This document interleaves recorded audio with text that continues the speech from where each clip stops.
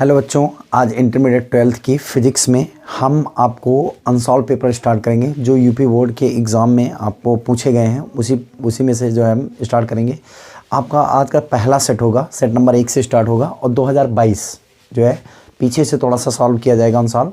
ठीक है, 2022 का जो पहला सेट है, सेट नंबर 1 है, वो उसका कोड है 346 GA। जैसे मान लो किसी बच्चे के पास जो है अलग अलग राइटर्स की जो है अनसॉल्व हो तो उसमें सेट के क्रम चेंज हो सकते हैं। ठीक है, तो लेकिन कोड सबका एक होगा, तो सबकी कोडिंग जो है 346 GA कोड है। ठीक है, उस कोड के पेपर को मैं सॉल्व करवाने जा रहा हूँ। ठीक है, इसमें मैं आपके न्यूमेरिकल्स और 1 नंबर के सवालों को बोर्ड पे मैं बताऊंगा। बाकी जो थ्योरी है, डेरिवेशन है, ठीक है, वो आपको नोट्स पे आपके मिल जाएंगे। ठीक है, नोट्स आपको प्रोवाइड कराई गई है। ठीक है, नोट्स पे आपको मिल जाएंगे। क्लियर है? ठीक है, तो इस तरीके से मैं सेट नंबर 1 का जो पहला सवाल है वो बताने जा रहा हूँ। ठीक है, देखिए 2022 का है, पहला सवाल है 1 का। एक प्रत्यावर्ती धारा परिपथ में, ठीक है, धारा I = I0। ठीक है, धारा जो है वो I = कितनी चलती है? देखिए I = I0, ध्यान देना, I = कितनी है? I0 साइन और कितना ω/t माइनस का π/2, ये है आपका। और जो प्रत्यावर्ती विभव दिया गया है E = वो दिया गया है E0 साइन ω/t। ठीक, क्वेश्चन में कहा गया है कि परिपथ में सिरों के बीच प्रत्यावर्ती विभव E = E0 साइन ω/t लगाया जाता है। ठीक है, बेस शक्ति ज्ञात कीजिए। P आपको क्या करना है? ज्ञात करना है। ठीक है, चलिए P आपको ज्ञात करने के लिए आपको पता है क्या करना पड़ेगा। ठीक, आपको शक्ति का फार्मूला P = V × I, मतलब E × I पता है, तो P = E × क्या है? I। ऑप्शनल प्रश्न है। ठीक है, पहले का नंबर। ठीक है, तो P × E × I, तो यहाँ पर वैल्यू रखेंगे तो I0 हो जाएगा, E0 हो जाएगा, साथ में साइन ये हो जाएगा आपका ω/t माइनस का π/2 और साथ में साइन × ω/t, ये हो गया आपका। ठीक, आप इसमें 2 से गुणा करिए, 2 से भाग करिए। ठीक, P चूँकि आपने पढ़ रखा है 2 sin A और sin B = फार्मूला होता है cos A - B minus cos A + B। ये फार्मूला होता है किसका? 2 sin A sin B का। तो इसी फार्मूले का प्रयोग यहाँ पर करेंगे। ठीक है, चलिए देखते हैं, सब फार्मूले का यूज़ करते हैं। यहाँ पर P E0 I0 अपान में कितना 2, इस फार्मूले का प्रयोग करेंगे तो cos A - B, तो विद इन ब्रैकेट ये हो जाएगा आपका कितना cos A - B, मतलब ω/t माइनस π/2 माइनस B का मान भी कितना है ω/t, ये हो गया, माइनस cos A + B, तो cos ब्रैकेट में ω/t माइनस का π/2 प्लस का ω/t, ये हो गया आपका। इसको सॉल्व करेंगे तो P = E0 I0 अपान में 2, ω/t से ω/t कैंसिल और ये बचा आपका cos 90, और माइनस cos 90 की वैल्यू भी 0 होती है, यहाँ पर माइनस हो गया फिर से। ठीक, यहाँ पर हल करेंगे तो ω/t का मतलब 2ω/t, क्या हो जाएगा 2ω/t, तो 2ω/t, तो इसका मतलब ये हो गया आपका cos 2ω/t माइनस का π/2, ये हो जाएगा आपका। अब देखिए ज़रा, अब आप इसको सॉल्व करना चाहते हैं। ठीक है, तो औसत शक्ति कैसे निकलेगी उस पर ध्यान देना। ठीक है, यहाँ से देखो कॉस अगर माइनस को कॉमन करें तो ये माइनस के साथ मैं यही लिख सकता हूँ इसको। ठीक है, माइनस यहाँ से कॉमन होता नहीं माइनस के साथ, तो कुल मिला के इसको लिख सकते हैं, ये माइनस खत्म हो गया, बचा E0 I0 अपान में कितना 2 और साइन 90 थीटा, ये भाई cos 90 माइनस, भाई ये इसको आप ऐसे भी तो लिख सकते हैं cos, ये लिख सकते हैं π/2 माइनस 2ω/t, आप ऐसा लिख सकते हैं। ठीक, तो P = E0 I0 अपान में 2 cos, साथ में ये क्या लिख सकते हैं cos 90 minus theta sine theta, तो साइन 2ω/t ऐसा लिखा जा सकता है। ये वाला माइनस कॉमन करके ये माइनस यहाँ से, भाई ये माइनस लगा था, ये वाला माइनस हाँ यहाँ लगा लीजिए, ये माइनस लगा लीजिए वाला माइनस। ठीक है, साइन 2ω/t आपको मिला। अब देखो आपको औसत शक्ति ज्ञात करनी है। AC करंट है P एवरेज का फार्मूला आपको पता है 0 से T। ठीक है, P × क्या होता है dt होता है, पटे में कैपिटल T डायरेक्ट लिख देते हैं, लिमिट वाला होता है लेकिन डायरेक्ट T ही आता है, T लिख लेते हैं हम। ठीक, तो 1/T को बाहर कर लो, लिमिट लगा लो 0 से T और P की वैल्यू उतार लो जैसे लिखी है। तो ये हो जाएगा माइनस बाहर लगा लो, ई नॉट आई नॉट बटे में कितना 2, साथ में साइन 2 ओमेगा टी। ये हो गया आपका, कितना हो गया साइन 2 ओमेगा टी। अगर हम यहाँ से इसका इंटीग्रेशन करें, ठीक है, तो ये हो जाएगा, पहले ये जो कांस्टेंट है उनको बाहर कर लो, तो ये हो जाएगा माइनस का ई नॉट आई नॉट अपान कितना 2 कैपिटल टी इंटीग्रेशन 0 से टी, और ये बचा आपका साइन 2 ओमेगा टी इंटू कितना डी टी, इसी सूत्र में रखा। तो इसको हल करेंगे तो पी एवरेज बराबर क्या आ जाएगा आपका, माइनस का ई नॉट आई नॉट अपान में कितना 2t, और साइन 2 ओमेगा टी का क्या होता है माइनस का कॉस, है ना, तो माइनस का और साथ में इंटू में ये टी का गुणांक जो है बटे में आ जाएगा 2 ओमेगा, और ये क्या हो जाएगा आपका कॉस 2 ओमेगा, कॉस 2 ओमेगा और इंटू कितना टी, लिमिट कहाँ से 0 से कैपिटल टी। ठीक, आप इसको लिखिए P average is equal to E naught I naught upon में 2t और कितना इंटू 2 ओमेगा, इसमें लिमिट अप्लाई करो upper limit cos 2 omega, cos 2 omega upper limit हो गया, है ना, क्या हो गया आपका upper limit cos 2 omega small T की जगह पर upper limit minus lower limit, तो कॉस स्मॉल टी की जगह पर 0 रखेंगे तो टोटल 0 हो जाएगा।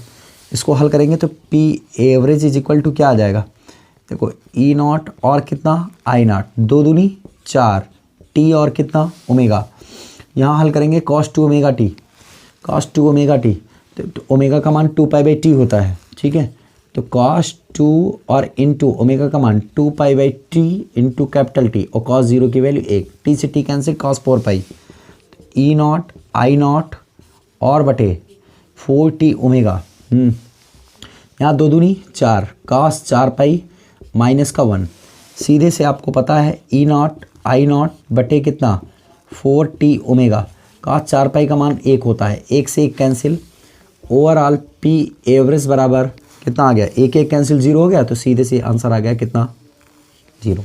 ठीक है, तो ये हो गया आपका पहले का नंबर, ये ऑप्शनल सवाल था। ठीक है, कैसा सवाल था, ऑप्शनल सवाल था, लेकिन आप घबराइए नहीं, इतने बड़े सवाल की आपको मैंने केवल प्रोसेस बताया कि प्रोसेस है, तरीका है, ठीक है, लेकिन आपको याद रखने की ज़रूरत है कि जो कॉस 2 ओमेगा टी का औसत मान होता है, ये देखो साइन 2 ओमेगा टी का जो औसत मान होता है वो 0 होता है। ठीक है, याद कर लीजिए इसको, साइन 2 ओमेगा टी का औसत मान कितना होता है 0 होता है, जबकि कॉस 2 ओमेगा टी का औसत मान 1 होता है। ठीक है, बस ये याद कर लीजिए, ये वाली पूरी वैल्यू 0 हो जाती है औसत मान में, जैसे एवरेज निकालना है तो ये एवरेज 0 हो जाएगा, बस आपका ये याद करना है थोड़ा सा। ठीक है, तो इस तरीके से सेट नंबर 1 का ये पहला सवाल हो गया। सभी लोग स्क्रीनशॉट लीजिए।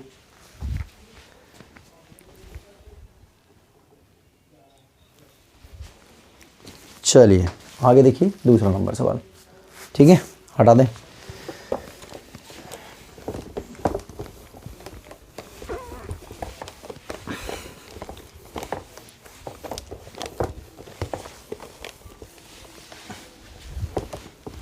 चलिए अगला है सेकंड नंबर सवाल। देखिए लिखा 0 केल्विन ताप पर शुद्ध अर्धचालक होता है। ठीक है, खा नंबर सवाल है इसका। 0 केल्विन ताप पर शुद्ध अर्धचालक होता है, चालक नहीं होता है, ठीक, प्रतिरोधक बिल्कुल नहीं होता है, शक्ति स्रोत बिल्कुल नहीं होता, विद्युत रोधी ये होता है आपका। ठीक है, तो किसी अर्धचालक का ताप जब 0 केल्विन है तो वो पूरा विद्युत रोधी अचालक की तरह व्यवहार करता है। जब उसका ताप बढ़ाया जाता है वो चालक की तरह व्यवहार करने लगता है। ऐसा क्यों होता है? क्योंकि उसके संयोजी बैंड पूर्णतया भरे होते हैं, लेकिन जो चालन बैंड होता है पूर्णतया क्या होता है, रिक्त होता है। ठीक है, तो जब ताप बढ़ाया जाता है संयोजी बैंड से कुछ इलेक्ट्रॉन पहुंच जाते हैं कहाँ पर, चालन बैंड में। ठीक है, तो वो चालक की तरह व्यवहार करने लगता है।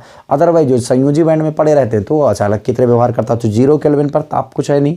ठीक है, तो 0 केल्विन ताप पर जो है वो हमेशा किस में रहते हैं, विद्युत रोधी रहता है। ठीक है, गा नंबर देखो, V इलेक्ट्रॉन वोल्ट ऊर्जा वाले इलेक्ट्रॉन से संबद्ध दे प्रभावी तरंगदैर्घ्य लगभग होती है 12.27 √V एंगस्ट्रॉम।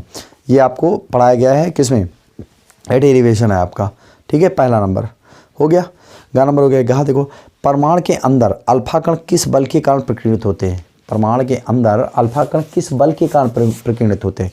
तो देखो जो ऑप्शन दिए गए हैं उन पे ध्यान देना इस सवाल के। लिखा गुरुत्व बल, तो गुरुत्व बल परमाणु के अंदर तो लगता नहीं है। ठीक है, अब बचा नाभिकीय बल। नाभिकीय बल के कारण प्रोटॉन और न्यूट्रॉन आपस में बंधे होते हैं। परिभाषा बताइए आपकी, नाभिकीय बल क्या होता है? प्रोटॉन न्यूट्रॉन जिस मतलब न्यूक्लियस जिस फोर्स के कारण आपस में नाभिक के अंदर बंधे रहते हैं उसे हम कहते हैं प्रोटॉन। तो अल्फा कण की बात ही नहीं है। अब बचा चुंबकीय बल के कारण हो नहीं सकता, बचा क्या, कूलाम बल। कूलाम बल ही वैद्युत बल लगाता है, प्रतिकर्षित करता है, तो कूलाम बल होगा आंसर इसका। दूसरा है अंगा नंबर, विद्युत चुंबकीय विकिरण स्पेक्ट्रम में अवरक्त विकिरण की आवृत्ति परास है। ठीक है, अवरक्त विकिरण, आपको ये रटने वाली चीज़ें याद करना है आपको। रेंज, फ्रिक्वेंसी रेंज याद कर लीजिए, और दूसरी वाली रेंज क्या नाम है, तरंगदैर्ध्य की रेंज अपने आप याद हो जाएगी। ठीक है, जस्ट अपोजिट कर दीजिए, वही होता है। तो ये सेकंड ऑप्शन है इसका सही है। ठीक, 4 नंबर देखो, एक किरणपुंज वायु से जल में प्रवेश करती है। एक किरणपुंज वायु से जल में प्रवेश करती है, निम्नलिखित में से कौन सी चीज़ें अपवर्तित नहीं होती हैं। पहला है वेग ऑप्शन, सबसे पहला ऑप्शन कौन सा है, वेग। एक किरणपुंज वायु से जल में प्रवेश करती है। एक किरणपुंज जो है वायु से कहाँ प्रवेश करती है, जल में। ठीक है, और तो कौन सी चीज़ें अपवर्तित नहीं होती हैं। नंबर 1 है, पहला है वेग दिया गया है आपको। ठीक है, तो देखिए जब कोई प्रकाश किरण जो है रेयरर मीडियम से डेंसर मीडियम में जाती है तो उसकी वेलोसिटी क्या होती है, घट जाती है। इसमें कहा क्या नहीं परिवर्तित, तो पहला ऑप्शन नहीं होगा। आयाम, बिल्कुल आयाम बदलता है। ठीक है, जब वेग घट जाएगा तो आयाम भी बदलेगा। तरंगदैर्ध्य तो बिल्कुल बदल जाती है। ठीक है, सिर्फ एक चीज़ नहीं बदलती, आवृत्ति, क्योंकि आवृत्ति स्रोत का गुण है। आवृत्ति किसका गुण है, स्रोत का गुण है, वो नहीं बदलती है। ठीक है, आगे देखो, दूसरे खंड बा में आ जाओ, सेक्शन अब खंड बा चालू हो गया। ठीक है, दूसरे का नंबर। ठीक, देखिए दूसरे का नंबर, दूसरे का नंबर क्या है, एक अल्फा कण 15 न्यूटन पर, एक अल्फा कण है जो 15 गुणे 10 की घात 4 न्यूटन पर कूलाम के वैद्युत क्षेत्र में स्थित है। इलेक्ट्रिक फील्ड कितनी दी गई है,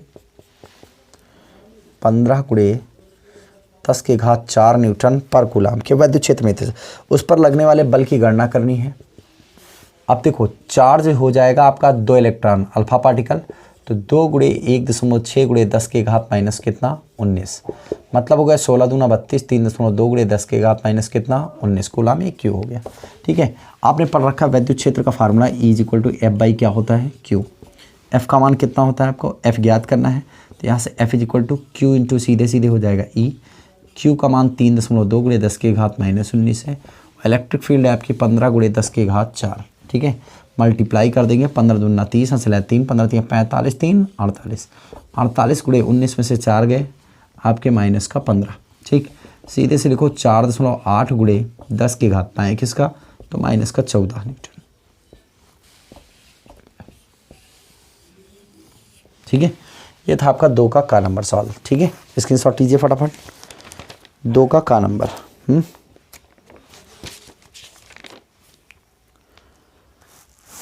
समझ में आया सबको, ये 2 का नंबर था। अब आगे देखिए, नेक्स्ट अगला है आपका क्वेश्चन नंबर 2 है।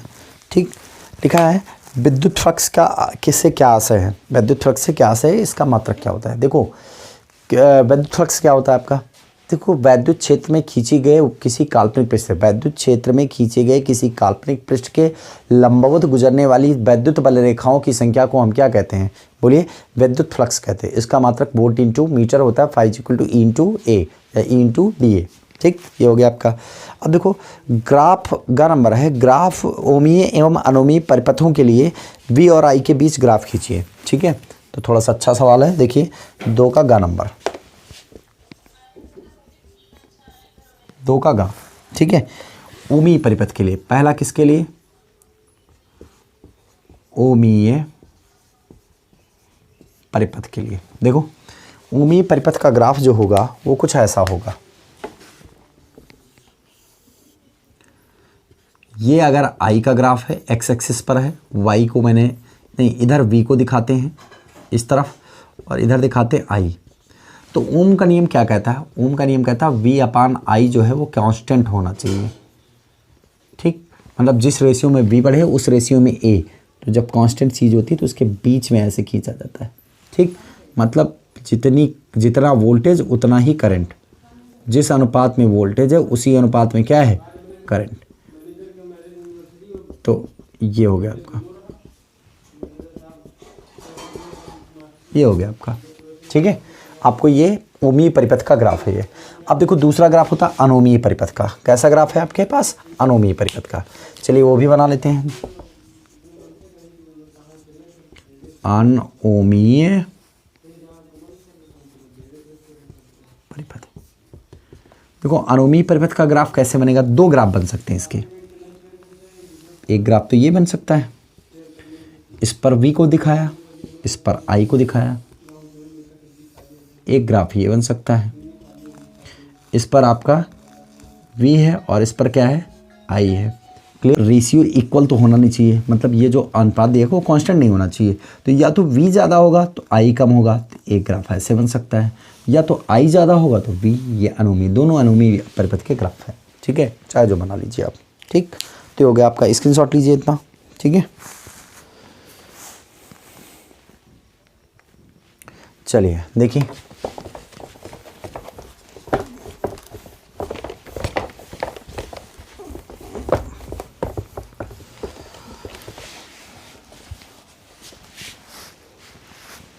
देखिए लिखा है एक उत्तल, अगला है घ नंबर, इसका दूसरे का घ नंबर है। दे ब्रॉगली तरंगदैर्ध्य की गति, दे ब्रॉगली तरंगदैर्ध्य को गतिज ऊर्जा के पदों में लिखिए। ठीक है, तो ज़रा देखो, दे ब्रॉगली तरंगदैर्ध्य को गतिज ऊर्जा के पदों में लिखना है आपको। ठीक, तो क्या लिखेंगे, घ नंबर ओमीय तथा दे ब्रॉगली तरंगदैर्ध्य। देखो दे ब्रॉगली तरंगदैर्ध्य आपको lambda is equal to h/mb पता है। ठीक है, तो इसको लिखना आपको गतिज ऊर्जा के पदों में है। तो के बराबर हाफ, इधर देखिए के इक्वल टू कितना होता है, हाफ mb²। तो देखिए अगर हमें गतिज ऊर्जा के पदों में लिखना है इसको, तो यहाँ से mb का मान रख लेना। किसका मान रखना है, mb।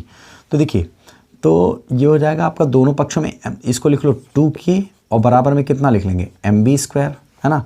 अगर दोनों पक्षों में m से गुणा कर दें, हम दोनों पक्षों में m से क्या करें, गुणा कर दें, तो 2km बराबर क्या हो जाएगा, mv का होल स्क्वायर, है ना, mb का होल स्क्वायर। mb का मान निकालें यहाँ से, तो mb बराबर √2km, ये मान उठा के यहाँ रख लो। अतः lambda is equal to h/√2km। तो देखो दे ब्रॉगली तरंगदैर्ध्य गतिज ऊर्जा के पदों में आ गया, नोट कर लीजिए। ठीक है, नोट करिए सभी लोग।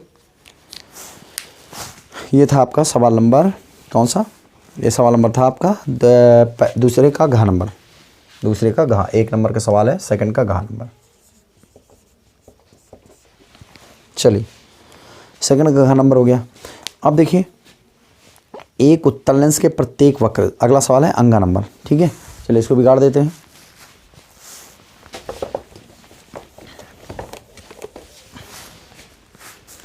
लिखा है एक उत्तल लेंस के प्रत्येक पृष्ठ की त्रिज्या जो है 20 सेंटीमीटर है। एक उत्तल लेंस की प्रत्येक पृष्ठ को उत्तल लेंस लिखा है, ये है आपका,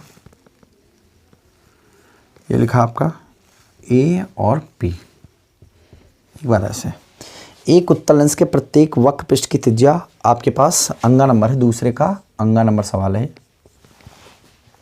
ठीक है, देखिए एक उत्तल लेंस के प्रत्येक वक्र की पृष्ठ की त्रिज्या, देखो R1 बराबर प्लस का 20 दिया गया है। ठीक है, R2 बराबर माइनस का 20 दिया गया है सेंटीमीटर में। ठीक, देखो उत्तल लेंस जो बाई कॉन्वेक्स लेंस का होता है उसका R1 धनात्मक होता है, R2 क्या होता है, ऋणात्मक। चिन्ह लग गया आपका। ठीक है, अब इसके बाद देखो है तथा लेंस के माध्यम का अपर्तनांक जो ANG है, माध्यम का अपर्तनांक 1.5 है। यदि लेंस को निम्नलिखित चित्र AB के अनुदिश काट दिया जाता तो प्रत्येक नए लेंस की फोकस दूरी क्या होगी, तो प्रत्येक नए लेंस की फोकस दूरी क्या होगी अगर AB के अनुदिश काट दिया जाए तो। ठीक है, तो पहले तो इस लेंस की फोकस दूरी फाइंड कर लेते हैं। सिंपल से पहले तो इसी लेंस की फोकस दूरी, या पूरा क्या ज्ञात करना है आपको, सीधे से देखो काट दिया जाता है। ठीक है, देखो यदि लेंस को, किसको, लेंस को AB के अनुदिश काट दिया जाए, अनुदिश काट दे, तो चित्र ऐसा बन जाएगा, कुछ ऐसे काट दिया गया। रिफ्रैक्टिव इंडेक्स तो अब भी वही रहेगा। ठीक है, अब रे इधर से डाली जाएगी, रिफ्रैक्टिव इंडेक्स वही है, तो R1 तो आपका वही होगा जो पहले था 20 सेंटीमीटर, लेकिन R2 आपका अब चेंज होगा। ये प्लेन सरफेस, और प्लेन सरफेस की वक्रता त्रिज्या कितनी होती है, इन्फिनिटी होती है।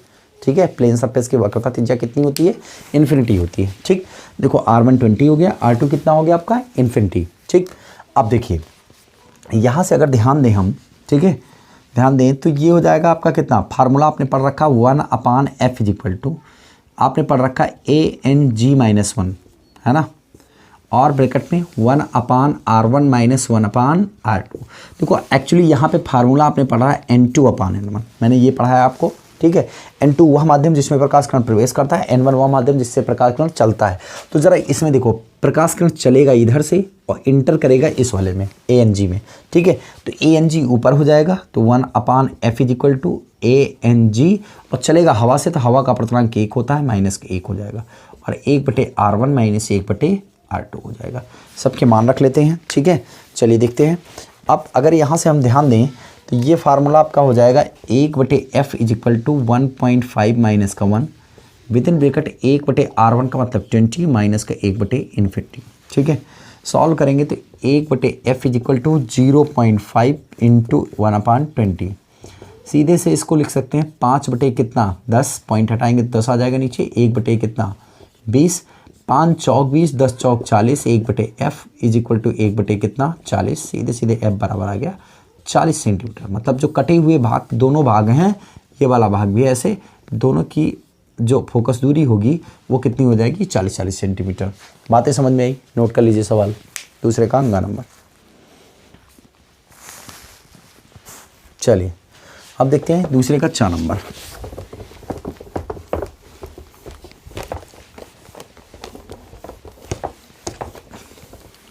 थियोरेटिकल पार्ट में अगर किसी को कोई दिक्कत होती है तो कमेंट करिएगा, ठीक है, उसको बता दिया जाएगा, ठीक है। देखिए 2 के 4 नंबर में, 4 नंबर सवाल क्या कह रहा है, 2 का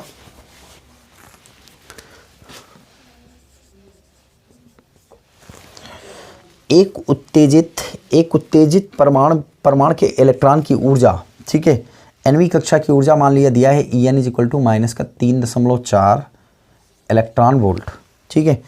इलेक्ट्रॉन का कोणीय संवेग ज्ञात करना है आपको, L क्या करना है, फाइंड करना है। दिया है nवीं कक्षा में ऊर्जा जो है दी गई है आपको। देखो En बराबर आपको पता है, चूंकि आपको पता है En बराबर होता है -13.6 बटे n² इलेक्ट्रॉन वोल्ट, ये आपने फार्मूला पर रखा है, क्लियर है। तो अगर ये फार्मूला है आपका, तो यहाँ से देखो जरा, En का मान आपको पता है -3.4 इलेक्ट्रॉन वोल्ट दिया गया है, और -13.6 बटे कितना है, n² electron volt. Electron volt से इलेक्ट्रॉन वोल्ट कैंसिल, माइनस से माइनस कैंसिल, n² बराबर 13.6 बटे में 3.4, पॉइंट से पॉइंट हटा, इसको काट दिया तो बचा 4, n² बराबर 4, सीधे सीधे n बराबर आ गया 2। समझ में आया कि नहीं आया? 16 4 3 बार, हाँ ठीक है, ये हो गया आपका। अब देखो कोणीय संवेग ज्ञात करना है, तो इलेक्ट्रॉन का कोणीय संवेग क्या होता है, इलेक्ट्रॉन का कोणीय संवेग L बराबर NH अपान क्या 2 पाई MBR बराबर होता है। N का मान आपने 2 रखा है, H का मान 6.6 × 10 की पावर माइनस कितना रखिए 34 रखिए, 2 इंटू पाई का मान 3 कितना 14। ये सब कैलकुलेशन करेंगे ओवरऑल, L की जो वैल्यू आएगी, ठीक है, वो आ जाएगी 2.1 × 10 की घात -34, ठीक है। सारा कुछ कैलकुलेशन करेंगे तो ये हो जाएगा 2.1 × 10 की घात -34, ठीक है, किलोग्राम मीटर स्क्वायर प्रति सेकंड। ये इसका आंसर नोट कर लीजिए दूसरे का 4।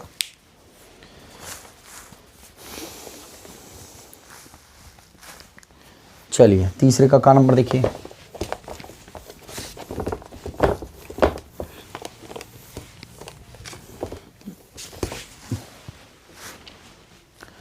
तीसरे का नंबर, ठीक है, लिखा रदरफोर्ड के अल्फा कण प्रकीर्णन प्रयोग के निष्कर्ष निकालिए। तो रदरफोर्ड के अल्फा कण प्रकीर्णन प्रयोग का निष्कर्ष आपको आपके नोट्स पे मिल जाएगा, ठीक है।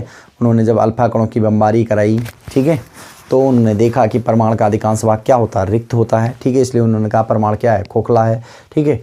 कुछ अल्फा पार्टिकल जो है अपने स्थान से विचलित हो जाते हैं, उन्होंने कहा लगभग जो है इसके कहीं पे धनावेश है इसके बीच में।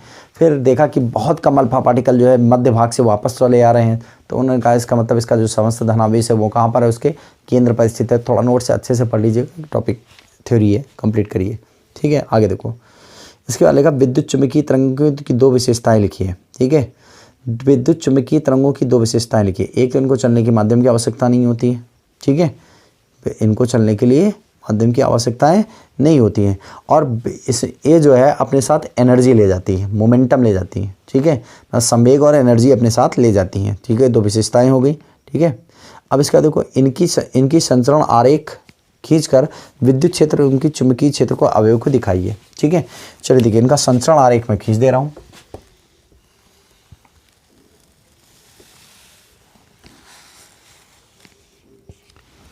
ये हो गया आपका,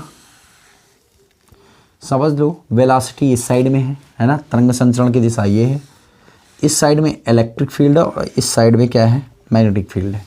ई वेक्टर है और क्या है, बी। तरंग संचरण की दिशा में दिखा रहा हूँ, समझ में आया। ठीक, तो देखिए कैसे खींचेंगे। सबसे पहले मैं लाइट वाले भाग को, इलेक्ट्रिक फील्ड वाले भाग को खींच लेता हूँ। देखो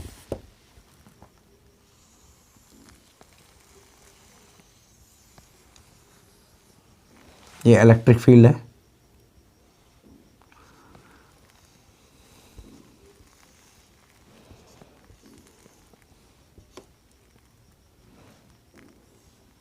चलिए ये इलेक्ट्रिक फील्ड है सब।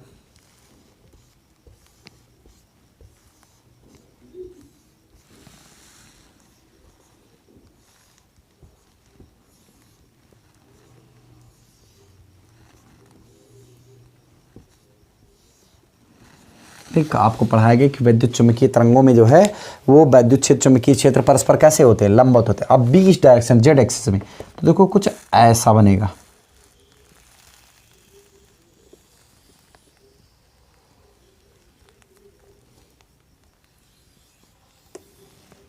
कुछ ऐसा बनेगा ये।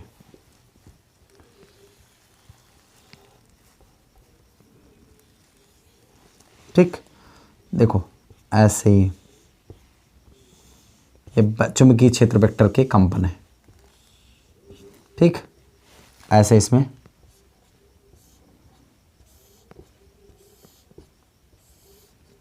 ठीक, ऐसे इसमें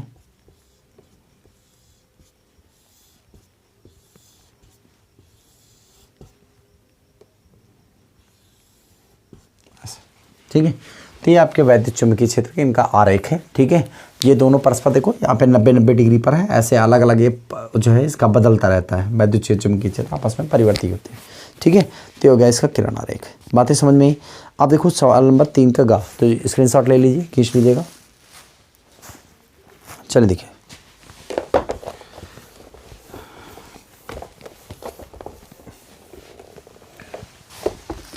देखिए अगला है आपका गा नंबर। एक प्रकाश के किन्हीं दो बिंदु स्रोतों के मध्य 24 सेंटीमीटर की दूरी है। मतलब दो प्रकाश स्रोत है ना। सवाल देखिए, एक रखा है S1, एक रखा है S2, है ना। दोनों के बीच की दूरी कितनी है, 24 सेंटीमीटर ये कहा जा रहा है। अब देखिए क्वेश्चन में ये कहा जा रहा है कि ज्ञात कीजिए कि कितने सेंटीमीटर, ज्ञात कीजिए कि 9 सेंटीमीटर फोकस दूरी वाले उत्तल लेंस। ठीक है, तो ये सवाल नंबर है 3 का गा। 3 का कौन सा है, गा। अब फोकस दूरी 9 सेंटीमीटर दिया गया है। फोकस दूरी कितनी दी गई है, 9। उत्तल लेंस वाले है ना, 9 सेंटीमीटर उत्तल लेंस को कहाँ रखा जाए ताकि दोनों स्रोतों का प्रतिबिंब एक ही बिंदु पर बने। दोनों स्रोतों का प्रतिबिंब एक ही बिंदु पर बने। तो देखो मान लिया कि उत्तल लेंस को यहां रख दिया गया। ठीक, अब देखो S1 से प्रकाश किरण चली। ठीक, इसके द्वारा इमेज यहीं पे बनी, यहां पर इमेज इस जगह पर आई बनी। अब इस स्रोत द्वारा भी इमेज यहीं पे बननी चाहिए। इसका मतलब ये वाली रे इधर चलेगी और थोड़ी सी ऐसे डाइवर्ज होगी और यहां पर आभासी बनेगी। डेफिनेटली अगर दोनों उत्तल लेंस है तो एक आभासी बनानी पड़ेगी। ठीक है, ये देखो ये प्रकाश किरण सीधे पूरी तरह से कन्वर्ज ना होके इधर को चली ऐसे। ठीक है, ये तो इधर को जा रही, ये वाली इधर से। तो सबसे पहले याद रखिए कि आप S1 के लिए निकालेंगे वहाँ पे। तो S1 के लिए मान लिया S1 से कितनी दूरी पर रखी है, x दूरी पर, और S2 से ये दूरी कितनी बच गई आपकी, 24 माइनस कितना, x, S2 की होगी। ठीक, और टोटल ये फाइनल दूरी है आपके पास, मान लिया v। फाइनल दूरी कितनी है, v, मतलब v दूरी पर बनता है लेंस से। ठीक है, तो देखो S1 स्रोत के लिए किसके लिए लिखेंगे, सबसे पहले S1 स्रोत के लिए। ठीक, फोकस दूरी का फार्मूला लगाएंगे। ठीक है, लेकिन उससे पहले आप देखिए S1 के लिए क्या क्या दिया गया है। U बराबर F तो दोनों के लिए सेम ही है। ठीक है, u बराबर क्या हो जाएगा आपका, u बराबर हो जाएगा आपका माइनस का x, है ना, दूरी है, और v बराबर हो जाएगा v आपको पता ही है, v ज्ञात करना है आपको, f दिया गया आपको कितना 9 सेंटीमीटर। तो फार्मूला पढ़ा 1/f equal to 1/v minus 1/u, 1/9 बराबर माइनस का 1/x नहीं 1/v और माइनस का माइनस माइनस कितना प्लस 1/ कितना x, ये हो गया आपका, ठीक है, 1/v और 1/x। यहाँ से 1/v की वैल्यू निकालो ज़रा, 1/v is equal to 1/9 minus का 1/x, इमेज वहीं जाके बनी, ठीक।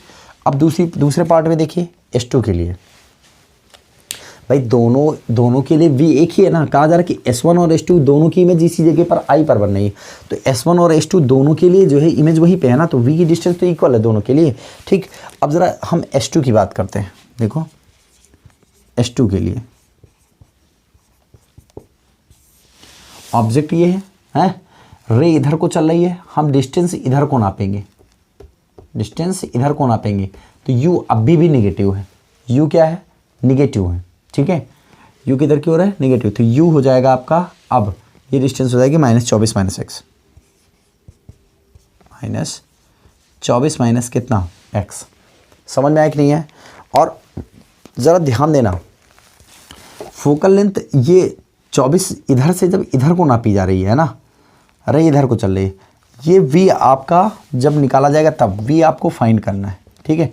देखो अब फोकस दूरी का formula 1/f equal to 1/v minus 1/ क्या हो जाएगा u, 1/f का मतलब 9 माइनस 1/v और माइनस माइनस प्लस 1/24 माइनस कितना x।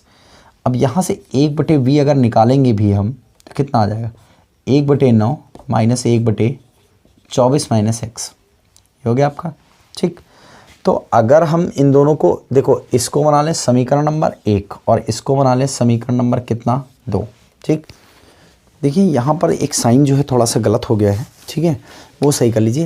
देखो एक चीज़ है, u तो आपका ये भाई लेंस के उस साइड में S2 है ना, मतलब लेंस के दाहिनी साइड में है, तो दूरियाँ आपकी कैसी हो जाएंगी, सब चिन्ह साइन सारे परिवर्तित हो जाएंगे ना, S2 उस साइड में है, तो यहाँ पर u 24 हो गया, और जो फोकस दूरी है वो हो जाएगी -9, मतलब यहाँ पर मैं -9 लगाऊंगा, यहाँ पर माइनस ही रहेगा आपका, ठीक है, यहाँ पर क्या रहेगा माइनस ही।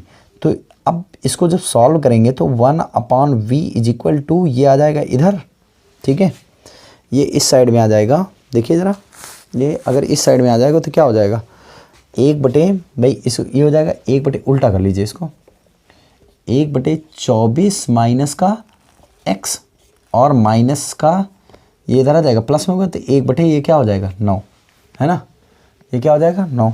अब जब इसको इक्वल रखेंगे आप तो देखो 1/9 और यहाँ से 1/v, ये हो जाएगा 1/9 माइनस का 1/x, है ना, और ये वाली लाइन हो गई समीकरण नंबर 1, और इसको रखेंगे 1/24, फिर से रख लेते हैं, ठीक है, 1/9 और ये हो जाएगा आपका सीधे सीधे 1/24 माइनस का x, 1/24 माइनस x और माइनस का 1/9, ऐसा आ जाएगा, ठीक।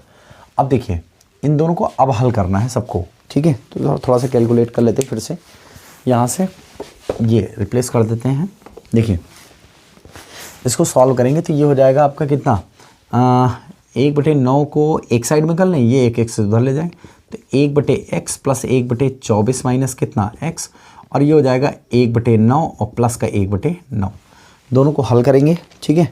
चलिए सॉल्व करते हैं, तो ये हो जाएगा आपका कितना 24 माइनस x है और प्लस का x अपॉन में x ब्रैकेट में 24 माइनस x बराबर में 2/, कितना 9, x क्या हो गया कैंसिल, क्रॉस मल्टीप्लाई करेंगे तो 2x ब्रैकेट में 24 माइनस x और बराबर में ये हो जाएगा 24 गुणे 9, ठीक है, 24 गुणे 9 ये हो जाएगा, क्रॉस मल्टीप्लाई करेंगे 24 गुणे 9 और 2, हाँ 2 से इसको काट देंगे 2 बरही हम, तो कुल मिला के ये हो जाएगा x ब्रैकेट में 24 माइनस x और साथ में 12 9 ये 108, है ना, ठीक है। इसको मल्टीप्लाई करेंगे तो 24x माइनस कितना x स्क्वायर बराबर 108, उधर पक्षांतर कर लेंगे तो x स्क्वायर उस साइड में x स्क्वायर माइनस का 24x और ये प्लस का 108 बराबर में क्या हो गया 0।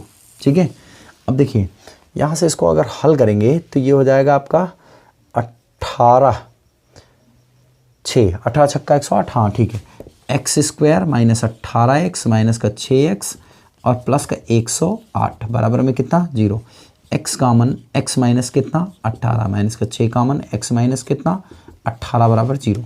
ठीक है, तो ये हो जाएगा x माइनस 6 और x माइनस कितना 18 बराबर में 0। दैट मीन्स x बराबर या तो 6 या तो 18, या तो 6 या तो 18। तो लेंस को चाहे S1 से 6 सेंटीमीटर की दूरी पर रखो और चाहे 18 सेंटीमीटर, दोनों स्थिति में जो है वो आपको इमेज कहाँ पर मिलेगा, आई पर ही मिलेगा। ठीक है, तो ये हो गया आपका सवाल, स्क्रीनशॉट ले लीजिए।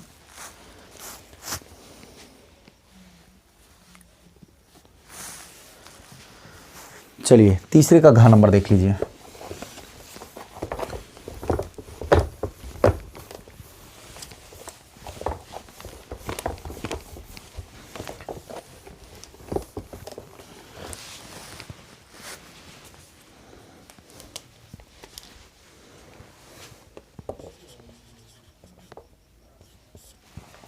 तीसरे का घ नंबर देखो, λ1 बराबर दिया गया आपको 800 एंगस्ट्रॉम, λ2 बराबर दिया गया आपको 700 एंगस्ट्रॉम।